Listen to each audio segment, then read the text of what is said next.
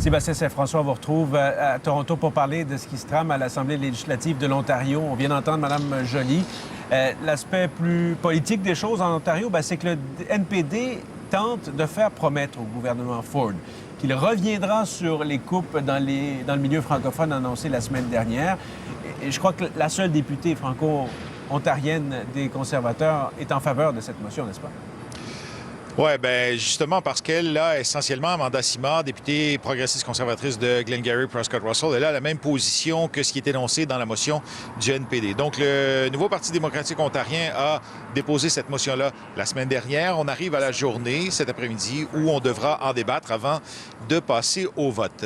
Donc, en ce moment, on est dans la période de débat à Queen's Park, l'Assemblée législative de l'Ontario. Les gens vont prendre la parole un après l'autre là-dessus avant qu'on en arrive au vote. Je vous lis tout de suite l'extrait le plus important de cette motion-là, le NPD qui dit qu'il soit résolu que l'Assemblée demande au gouvernement de maintenir le bureau du commissaire aux services en français ainsi que son financement et ses pouvoirs et de maintenir l'engagement de l'Ontario de financer l'Université de l'Ontario français. Donc, c'est là le cœur de cette motion que le NPD veut faire adopter, ce qui forcerait le gouvernement, d'une certaine manière, à revenir sur les coupes qui ont été annoncées il y a déjà plus d'une semaine. La question, déjà ce matin, avait rebondi justement à l'Assemblée législative de l'Ontario. Ça a été débattu aussi, tout ce dossier-là, lors de la période de questions. On a intercepté Amanda Simard, la députée en question, à son entrée à la période de questions. Voici ce qu'elle avait à dire sur le sujet. Ma position, c'est qu'il nous faut inverser les deux décisions. Le genre de recul partiel qu'on a vu, je ne pense pas que c'est assez. Et je sais que les Franco-Ontariens ne sentent pas que c'est assez. Et les autres gens qui nous soutiennent, parce que ce n'est pas uniquement nous. Il y a beaucoup d'anglophones qui soutiennent et des francophiles qui soutiennent notre position. Et Sébastien, là, on apprend, élément intéressant, que la députée Amanda Simard, qu'on vient d'entendre, ne pourra pas prendre la parole dans le contexte de ces débats.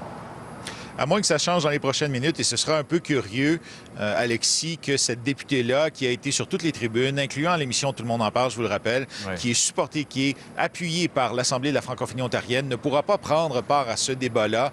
Vous allez entendre l'explication, je vous laisse entendre l'explication du pourquoi elle ne sera pas justement dans ce débat-là, qui vient de la bouche même de Caroline Mulroney. Écoutez, nous avons des règles. Les gens ont soumis leur nom, ils ont préparé leur discours, et elle nous a tendu la main assez tard en soirée. Donc, c'était fait. Ce n'est pas une question de perception, c'est la procédure qui l'exige. Et elle était libre de se manifester avant. Alors, Caroline Mulroney, ministre des Affaires francophones, dit qu'Amanda Simard ne pourra pas participer à ce débat parce qu'elle est arrivée en retard pour soumettre son nom. Disons qu'il y a bien des gens qui se posent des questions sur ce raisonnement. Parce que c'est juste une technicalité. Bon, on verra bien à la longue. Merci beaucoup, Sébastien.